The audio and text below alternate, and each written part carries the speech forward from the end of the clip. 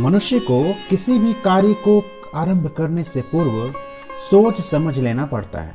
उसे औचित्य तथा अनौचित्य का विचार करना पड़ता है। वह किसी विशेष कार्य को यूं ही प्रारंभ नहीं कर देता। जबकि मूर्ख को किसी भी बात से कोई सरोकार नहीं होता, चाहे उसका मान हो या अपमान हो। उसे तनिक भी चिंता नहीं रहती।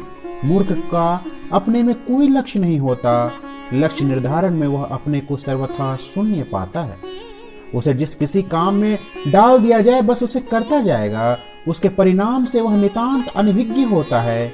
श्री भृन्हरि के अनुसार साहित्य संगीत कला विहीन साक्षात पशु पृच्छावशहीन तृणम न खादन्ति जीवन मान तद भार धेया परम पशूनाम।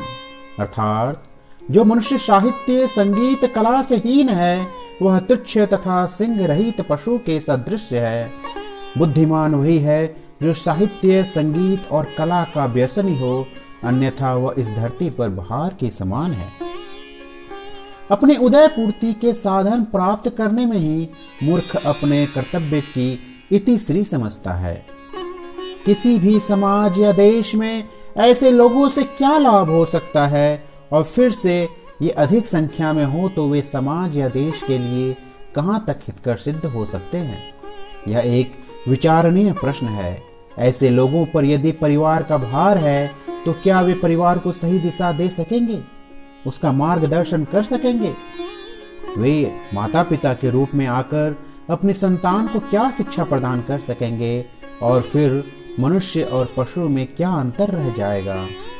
ज्ञान ही एक ऐसा विशेष एवं अनुपम तत्व है जो उसे पशुता से पृथक करता है, अन्यथा यह पशु कोटि में गणना करने योग्य है। मनुष्य अपने सर्वास्वार्थ में अति पटु होता है तो पशु पक्षी भी हानि या अपने लाभ संपक प्रकार से जानते हैं। संतति प्रेम मनुष्यों तथा पशु पक्षियों में समान रूप से पाया जाता है। गाय भैंस भी अपने बच्चे को प्यार दुलार करती हैं। संगीत में ऐसी मनमोहक शक्ति है, उसकी ओर सभी समान रूपेण आकृष्ट होते हैं। एक बधिक के वश में मृग भी सुमगता से नहीं आता, और संगीत सुनकर वो इतना आनंद विभोर हो जाता है कि वह आंखें मूंद लेता है। बधिक वाण मारकर उसकी जान ले लेता है।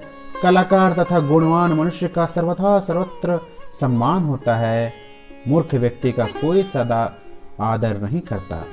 सारांश यह है कि अनेक गुण तथा व्यवहार ऐसे होते हैं जो मनुष्यों की तरह से ही पशुओं में पाए जाते हैं।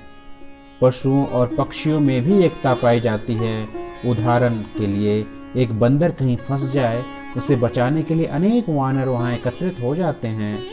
केवल शिक्षा या ज्ञान ही एक ऐसा सूक्ष्म तत्व है जो मनुष्य को पशु से श्रेष्ठ प्रमाणित करता है। धन्यवाद।